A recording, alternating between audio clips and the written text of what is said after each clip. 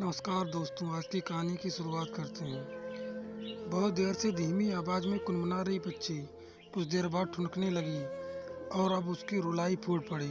सौम्या आंख बंद किए उसकी ओर पीठ करके सोने का बहाना किए पड़ी रही। एक मन कर रहा था कि उठकर उसे संभाल लें और दूसरा मन कठोर ही बना रहा। बच्ची अब जोर जोर से रोने लगी। सौम्या अब और अधिक सोने का नाटक नहीं कर पा रही थी। वह सोच ही रही थी उठने का कि तभी माँ जी धड़मड़ाते हुए कमरे में आ गईं। सौम्या हड़बड़ाकर उठ बैठी। पता नहीं कैसे आंख लग गई। मैं उठ ही रही थी। माँ जी की कठोर मुखाकृति की ओर देख के आगे कुछ कहने का उसका साहस ना हुआ। बच्ची को छाती से चिपकाकर उसे पुचकारा। जब वह स्वस्थ होकर चुप गई तब उसे गोद में लेकर वे पलंग पर बैठ गईं और उसे बोतल से दूध पिलाने लगीं। अपराधी की तरह सौम्या चुपचाप बैठी रही। माजे की गोद से अब बच्ची को नहीं लिया जा सकता था। उसने घड़ी देखी, 4:30 बज रहे थे। वह धीरे से उठकर रसोई में चली गई और चाय बनाने लगी। एक कप ससुर जी को दिया और 2 कप लेकर कमरे में आई। माँ जी अब बच्ची का डायपर बदल रही थी। सौम्या को गलानी हो आई। एक काम तो उसे करना चाहिए जो माँ जी कर रही थी। डायपर बदलकर उन्होंने बच्ची को फिर से गोद में ले लिया और उसे पुचकारने लगी। सौम्या ने एक कप उन्हें दिया और एक कप लेकर सामने बैठ गई। सौम्या, तुम्हें क्या बेटी की बहुत अधिक कामना थी? अचानक माँ जी ने पूछा। इस अत्यप्रत्याशित प्रश्न को सुनकर सौम्या आबुक हो गई। नहीं माँ, ऐसा तो कुछ नहीं है। फिर क्यों अपनी ही बेटी के साथ अपेक्षित व्यवहार करती हो? माँ जी का स्वर तीखा था। सौम्या शर्म से सन्न रह गई। ऐसा तो उसे सोचना ही नहीं था कि माँ जी ये बात भी कभी कह सकती हैं। उसे पता है अपने खुद के 3 बेटे, बड़े 2 बेटे के भी बेटे होने पर माँ जी को बेटी की कितनी अधिक चाहत थी। और यूं ही वह बहुत सुलझी हुई महिला थी। इस तरह का भेदभाव उनके मन में कभी नहीं रहा। लेकिन अब भी सौम्या के गर्भवती होने की खबर सुनते ही उन्होंने हर पल एक पोती की प्रार्थना की थी। तभी कुहू ने जन्म लेते ही वे खुशी के बौरा गईं। बस जरा थकान के कारण आगे सौम्या से झूठ नहीं बोला गया। लड़कियों को 1.25 महीने बाद ही घर के छोटे मोटे कामों में लग जाती हैं और उसे तो 3 महीने होने को आए। अब तो थकान का बहाना ही बचकाना लगा था। सारा दिन बिस्तर पर ही तो पड़ी रहती हो। काम तो माँ जी कुछ करने नहीं देती। बस बच्ची को ही तो देखना होता है। तो वह भी तो नहीं होता उसे, जबकि बच्ची बहुत कम रोती है। अधिकांश तो नींद खुलने पर ही चुपचाप पड़ी रहती है। जैसे भी अपनी माँ के अपेक्षित व्यवहार का अभ्यास हो गया हो, इसीलिए वह उसे कम से कम ही परेशान करती है। चाय के खाली कप के लिए वह चुपचाप सिर झुकाए कमरे में चली गई। जब वापस आई तब तक माँ जी बच्ची को लेकर जा चुकी थी। एक निस्वार लेकर सौम्या पलंग पर बैठ गई। पास में बच्ची के छोटे छोटे तकिए रखे थे। बेबी प्रिंट की छोटी सी चादर बिछी थी। डायपर और झबले रखे थे। सौम्या ने धीरे से उन्हें छुआ। उनका मन भर आया। ऐसा नहीं है कि वह अपनी बेटी से प्यार नहीं करना चाहती और माँओं की तरह मातृत्व सुख का गर्व मिश्रित अनुभव नहीं करना चाहती, लेकिन उठकर खिड़की के पास जाकर खड़ी हो गई। दिवस की संधि काल का अवकाश भी मानो उदास मन स्थिति से नीरव दूर तक मलिनता से परसा हुआ था। हर रोज कितना प्रयत्न करती है वह सहज होने का, लेकिन मन की गांठ इतनी मजबूत सी लगी है कि सुलझ ही नहीं पा रही है, खुल ही नहीं रही है। इससे तो सच में बेटा हो जाता तो ठीक था। कम से कम उसका तो होता। उसमें किसी और की आकांक्षाओं की प्रतीक्षा भी तो ना होती और माँ का भी भ्रम एक बार ही टूट जाता। वही तो है जिसमें सौम्या को अपनी बेटी से ही दूर कर दिया है। उसके भीतर भी माँ को इतना कटु कर डाला है कि वह अपनी निसंतान से स्तष्ट हो गई है। भावनाओं के सारे सोते ऐसे सूख गए कि हृदय का सारा अमृत सूख गया। और जब मन ही मुरझा जाए तो देह का रस भी सूख जाता है। दवाई ले ली थी आज। लो, दूध में सतवारी मिलाकर लाई हूँ, पी लो। माँ जी अचानक कमरे में आकर बोली। कुछ होता है नहीं सतवारी से? सौम्या ने हल्का सा प्रतिवाद किया। कोशिश करना हमारा काम है। कल से सफ़ेद जीरा भी खिलाना शुरू करूँगी। बच्चे के लिए माँ का दूध ही सबसे अच्छा होता है। ये ऊपर का दूध या पाउडर घोलकर पिलाना मन को कुछ ठीक नहीं लगता। वे दूध का गिलास सौम्या को पकड़ाते हुए बोली। सौम्या के मन में फिर कुछ अपराध बोध सा हो गया। वह चुपचाप दूध पीने लगी। रात दिन माँ जी उसी के विषय में सोचती रहती हैं। क्या खिलाएं कि छाती से दूध उतर आए? क्या दवाई दूँ, क्या जड़ी बूटी दूँ, घरेलू डॉक्टर की सारी दवाइयाँ, कुछ भी तो नहीं बाकी रखा उन्होंने। सारे प्रयत्न कर लिए, यहाँ तक कि गायकोनोलॉजिस्ट से भी पोस्टमार्टम डिप्रेशन के बारे में बात करके उसके उपाय भी कर डाले, लेकिन सोफिया के मन की ग्रंथि का कोई हल ना निकला। दूसरे दिन सौम्या दोपहर में लेटी थी कि तभी फ़ोन की घंटी बजने लगी। देखा, माँ का फ़ोन था। खीर भजे अपेक्षित भाव से उन्होंने मोबाइल साइलेंट करके तकिए के नीचे रख दिया। पता है, माँ हर 2 मिनट में फ़ोन लगाएगी। दिन में 4 बार अपनी कुहू को देखे बिना उसको चैन नहीं मिलता। 5 मिनट बाद ही फ़ोन हाथ में लिए माँ जी के कमरे में प्रवेश किया और उसे जगा हुआ देखकर बोली, क्या हुआ वैशाली जी, कब से तुम्हें फ़ोन लगा रही हूँ, उठा क्यों नहीं रही? सौम्या हड़बड़ा कर उठ बैठी। मेरा फ़ोन साइलेंट पर था तो सुनाई ही नहीं दिया। संकट दृष्टि में उसे घूरते हुए माँ जी बच्ची के सामने बैठकर वैशाली जी को वीडियो कॉल पर उसे दिखाने लगी। सौम्या की माँ अर्थात वैशाली बच्चों से बात करने में लगी। बच्ची हाथ पांव चलाते हुए किलकारी मारने लगी। रात में नींद खुली तो बच्ची की किलकाई सुनकर सौम्या ने पलटकर देखा। निसत्ता बच्ची को गोद में लेकर खिला रहे थे। क्या हुआ, सौम्या ने पूछा। डायपर गीला हो गया था, रो रही थी, मैंने बदल दिया, निशांत बोले। आपने मुझे क्यों नहीं उठा दिया? सौम्या ने कहा। तुम्हें बहुत गहरी नींद लगी थी, फिर क्या हुआ जो मैं उठ गया? दिन भर तो तुम ही संभालती हो, तुम्हारा आराम करना भी तो जरूरी है, निशांत ने सहज भाव से उत्तर दिया। सौम्या के दिल को ठेस लगी। बच्ची की रोने की आवाज़ निशांत को सुनाई दे गई, लेकिन उसे नहीं सुनाई दी। मन में प्यार ना हो तो कान भी बहरे हो जाते हैं क्या? जो निशांत दिन भर ऑफिस के काम से थका मांदा रहता है, तब भी वह नींद में बच्ची के प्रति सतर्क रहता है। शायद इसका कारण बच्ची के साथ उसका लगाव ही है। वह लगाव जो सौम्या भी अपने दिल में पैदा करना चाहती है बच्ची के लिए, लेकिन चाहकर भी बहुत कोशिश करके भी नहीं पा रही है। कितना समझाती है खुद को कि उसे 9 महीने उसे कोख में रखा है, जन्म दिया है उसे, लेकिन हर बार बीच में एक अदृश्य दीवार खड़ी हो जाती है। बचपन से मन में एक ग्रंथि उभर आती है और अपनी ही बच्ची उसे किसी और की बेटी लगने लगती है, अपनी माँ की बेटी। वह बेटी जिसे उन्होंने 16 महीने की आयु में ही खो दिया था। सौम्या ने 2.5 साल छोटी, जिसकी सूरत भी सौम्या को याद नहीं है, मगर जो ना होकर भी उम्र भर होने से भी अधिक उस पर हावी रहती है। जिद्दी या थोड़ी गुस्सा सौम्या के व्यवहार में जो भी माँ आहत होती है तो उसकी छोटी बेटी की याद में उसकी आंखें भर आती हैं। चेहरे पर एक उलझने का भाव आ जाता है। आज मेरी कुहू होती तो माँ से ही सुना था कि उसकी आवाज़ बहुत धीमी और मधुर थी, हमेशा अपने में मगन खेलती रहती, बहुत ही कम रोती थी। तभी माँ ने उसका नाम कुहू रखा था। थी भी बहुत सुंदर, बहुत गोरी। सौम्या ने फोटो में देखा था। उसे माँ ने पलंग के पास वाली टेबल पर ही रखा था। दूध में केसर घुले जैसा रंग, बिल्कुल माँ जैसा। घुंघराले बाल, बड़ी बड़ी सुंदर आंखें, गुलाबी होंठ। बढ़ती उम्र में जब सौम्या को समझ आई तो उसे कुहू से अनायास ही ईर्ष्या हो गई, अपना दबा रंग देखकर। घर परिवार जान पहचान में जब भी रंग रूप की बात चलती तो माँ कुहू के ही रूप की तारीफ करती। कुहू ना होकर भी माँ के रोम रोम में बसती थी। कुठित होकर सौम्या माँ को और परेशान करती। देखा था उन्होंने कुहू के कपड़ों को छाती से लगाकर माँ को जार जार रोते हुए, क्यों चली गई बिटिया मुझे छोड़कर। उसका सामान माँ ने आज तक सहेज कर रखा है, कपड़े, खिलौने, बिछौने, सब। कुंठित होकर सौम्या माँ को तंग करती, उनकी अपेक्षा करती और माँ कुहू के और नज़दीक रहती। सुना था उसने कि माँ ने बरसों तक ईश्वर से प्रार्थना की थी उसे वापस पाने को, लेकिन ईश्वर ने नहीं सुनी। सौम्या का पूर्ण अस्तित्व कुहू की छाया तले विद्रोह में कांटेदार हो गया। माँ उसे सौतेली लगती और कुहू उसे अपनी प्रतिद्वंदी। माँ उसे प्यार भी करती, तब भी उसे लगता कि कुहू के हिस्से का बचा हुआ दे रही है और वह माँ से दूर और छिटक जाती। अजीब सी मनस्थिति हो गई उसकी। माँ को रुलाने, आहत करने में उसे एक अतिमुख सुख मिलने लगा और उसने अंततः उसी सुखबोध में स्वयं को कैद कर लिया। माँ जितना उसके पास आने की, दुलारने की कोशिश करती, उतना ही वह अपने खोल में सिमटकर एक सी हो जाती और अपने एकापन के लिए माँ को ही मन में अपराधी मानती। बाद के वर्षों में माँ का दर्द भी कम हो गया और सौम्या अपने स्कूल कॉलेज की दुनिया में व्यस्त हो गई। मन की गांठें अब इतनी चुभती नहीं थीं। जब सौम्या माँ बनने वाली थी तब माँ की आस पुनः जाग गई, चेहरे पर एक खुशी खिली उठी।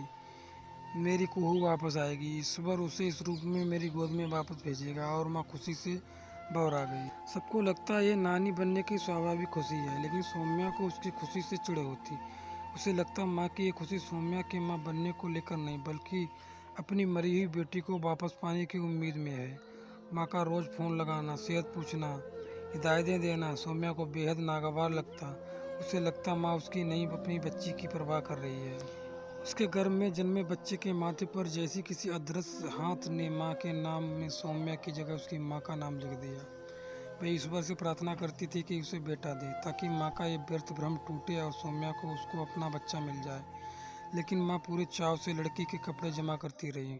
माँ जितना आने वाले बच्चे को जोड़ती जा रही थी, सौम्या उतनी ही उदासीन होती गई। लेकिन जब बेटी का जन्म हुआ तो सौम्या के होश में आते ही माँ ने गुलाबी रंग के झबले में लिपटी गुलाबी चादर में सोई दूध सी गोरी बच्ची को उसे दिखाया, तो उसकी आंखों में खुशी के आंसू भरे हुए थे। आवाज़ खुशी की अधिकता से कांप रही थी। देख सौम्या, हूबहू जैसी है, ये तो मेरी कुहू है। उन्होंने बच्ची को छाती से लगा लिया। आ गई मेरे पास मेरी बच्ची। सौम्या के भीतर बहुत दर्द था। बच्ची का रंग टोपी में से बाहर आकर माथे पर फैली घुंघराली काली लट। उस पर बच्ची को देखते ही पिताजी के चेहरे में भाव, उसकी आंखों में तैरती नमी। सौम्या को लगा उसने तो जन्म भर दिया है बेटी को, ये वास्तव में माँ की ही लौट कर आई है। तभी तो रंग भी उसका ही लेकर आई है। उस पर नामकरण पर माँ ने उसका नाम कुहू ही रखा, जिससे सबने हर्ष से स्वीकार कर लिया। वे नाम ही उसके हर पल एहसास दिलाता है कि ये उसकी बेटी नहीं है। बस तभी से सौम्या के मन की नदी सूख गई। यूँ भी उसके दिमाग में कुछ घर कर जाता तो उसी विचार में कुंठित होती रहती। माँ जब तक यहाँ रही, सौम्या और उसकी अधिक बच्ची की वो उदासीनता ही होती गई।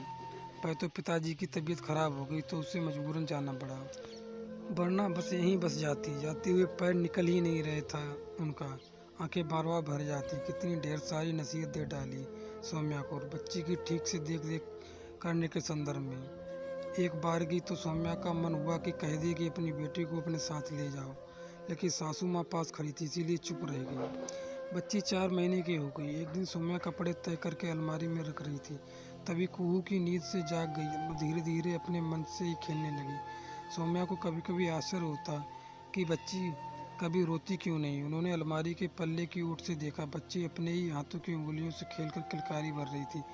वास्तव में उसकी आवाज़ बहुत ही धीमी और मधुर है, जैसा कि माँ ने कहा था कि उसकी बेटी कुहू की ही तरह है। सौम्या पल्ले की ओर से निकलकर बच्चे के सामने खड़ी हो गई। बच्ची ने किलकारी भरना बंद करके होंठ दबा ली, मुट्ठी बांधकर दोनों हाथ सीने पर रख लिए और चुपचाप सौम्या को देखने लगी। न गोद में लेने की पुकार, न आग्रह भरी मनोहार, न माँ को देखते ही मचल कर ठुनकना।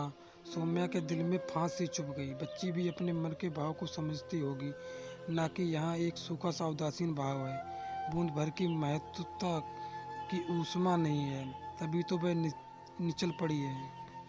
माँ का ध्यान आकर्षित करके उसे गोदी में उठा लेने की कोई शिशु सुलभ चेष्टा नहीं करती। वह ममत्व का वह कोमल परिचय सौम्या से उसे दिया ही कब।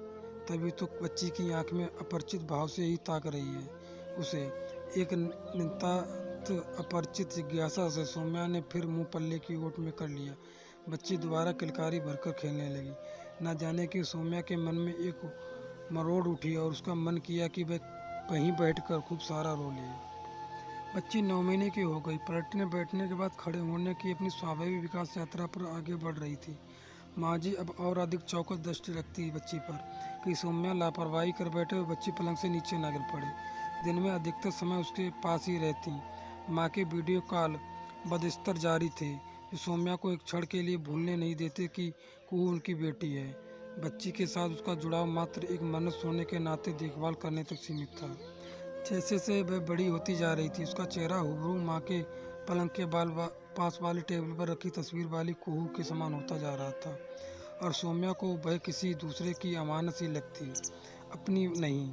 बच्ची का रंग देखकर वह बार बार तो लोगों की टटोलती निगाहें सौम्या के रंग पर अटक जाती। निशांत का रंग भी इतना साफ न था। पिताजी की तबीयत संभली तो माँ इधर आने के लिए छटपटाने लगी। सौम्या को बुला बुला कर तो हार गई थी। आखिरकार अब वे ही आ गईं। माँ जी ने ड्राइवर को भेज दिया था स्टेशन। सौम्या कुहू को दाल चावल खिला रही थी कि तभी कार आ गई।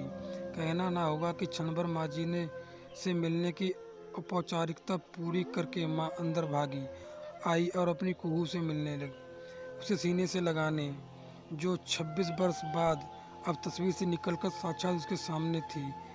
बच्ची सौम्या के पास बैठी थी। माँ उसे देखती ही रहेगी, साक्षात जैसे उसकी कुहू बैठी थी।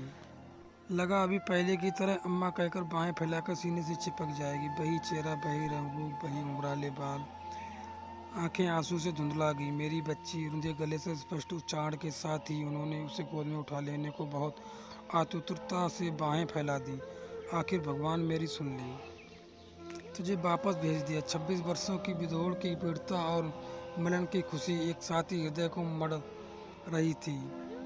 यही वह भ्रम थी जब कुहू ने पहली बार अम्मा कहा था। आज भी पहचान लेगी वह, अभी कहेगी। इसी अदम्य विश्वास से वह उसे ताक रही थी। साम्य शंका का कोई कारण ही नहीं था। एकटक उसके बढ़े हुए हाथों को देखते हुए बच्ची के होंठ भिंच गए, फिर निचला होंठ बाहर निकला, आंखें डबडबा गईं और अप्रत्याशित रूप से वह सौम्या का हाथ पकड़कर खड़ी हो गई और आज पहली बार उसे अम्मा कहते हुए दोनों बाहों से उसके गले में चिपटते हुए बुक्का फाड़ कर रोने लगी। उसे उठने को बढ़ते हुए माँ के हाथ वहीं ठिठक गए। मुख अचानक आहत सा दिखने लगा। इस अकल्पनीय घटना से वह स्तब्ध रह गई, लेकिन दूसरे ही क्षण उन्होंने बच्ची की सौम्या की गोद से खींच लेना चाहा तो बच्ची अवते स्वर से रोकर सौम्या से और अधिक चिपट गई। इधर सौम्या चकित थी, उसके कभी ममत्व भरा भाव नहीं दिखा। तब भी बच्ची ने उसे साथ परिचय स्थगित कर रखा था कि उसकी अम्मा है। बच्ची के निश्चल प्रेम और विश्वास से मन में स्नेह का सूरज फूट पड़ा। अनायास हाथ उसकी पीठ पर सहलाने लगा। माँ का आहत शुभ मुख से मन को मन विजय का एहसास हुआ। मन एक कुटिल उल्लास से भर गया। उसकी बच्ची को आहत गोद में लेने की चेष्टा का क्रोध आया। ये मेरी बेटी है, क्यों जबरदस्ती कर रही है उसे लेने के लिए। मन में कहीं एक क्रोध की भावना उठ खड़ी हुई कि अचानक दुखी निगाह हो गए माँ के चेहरे को देखकर कहीं भीतर की माँ कराह उठी।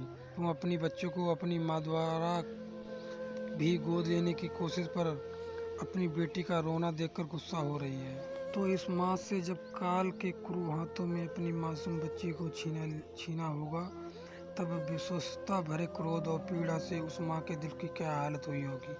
अपनी की बेटी के प्रति ममत्व की भावना ने उसे पहली बार अपनी माँ के दुख, उनकी पीड़ा का एहसास कराया और माँ के प्रति उनका मन करुणा से भर गया। और उनकी बहन कुहू आज अपनी माँ उसकी बेटी को लेने की कोशिश कर रही है, तो उसकी बेटी घबराकर उसके गले चिपट कर रोने लगी।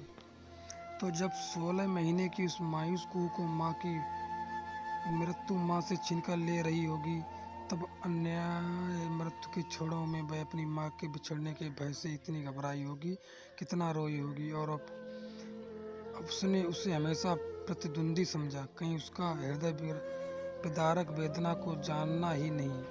पहली बार उसे लगा कि कुहू उसकी छोटी बहन थी, उसकी स्नेह की पात्र थी। कुहू होती तो आज हम वयस्क हमरा साथी होती। पहली बार उसके ना होने पर आज सौम्या की आंखें भर आईं। ओह कुहू, तुम मेरी छोटी बहन हो, तुम तब भी मेरी थी और यदि वास्तव में वही हो तब भी मेरी ही हो। मेरी कुहू। कुहू के ममत्व ने आज उनकी बहन और माँ जैसे सौम्या को लौटा दी थी। माँ जी, माँ की पीठ थपथपा रही थी। अचानक देखा ना, इसीलिए अचकचा गई होंगी, वरना ये तो कभी रोती नहीं। 5-10 में पहचान हो जाएगी। तब तक आप आइए, चाय पी लीजिए। सौम्या ने माँ के जीवन में जैसे पहली बार अपनत्व से गले लगा लिया। माँ अस्वस्थ और असहज होकर बाहर चली गई। जब पिताजी और ससुर जी चाय पर प्रतीक्षा कर रहे थे, अचानक सौम्या को लगा उसका कुर्ता छाती पर गीला हो रहा है, जो दूध की धार ढेर दवाई से नहीं पूरी फूटी। वो कुहू के उस सहज विश्वास, निश्चल प्रेम और वात्सल्य ने बहा दी। उसके सारे अपरिचित को पहुंचकर कुहू ने माँ बेटी के बीच सहज वात्सल्यपूर्ण परिचित अस्तित्व स्थापित कर ही दिया। सुलहकर सौम्या उसे गोद में लिटाकर छाती से भींचकर अमृतपान कराने लगी। दोस्तों, आपको ये कहानी पसंद आई होगी। इसीलिए चैनल को सब्सक्राइब करें, लाइक करें, कमेंट करें और अगली कहानी तक के लिए इजाज़त दें। धन्यवाद।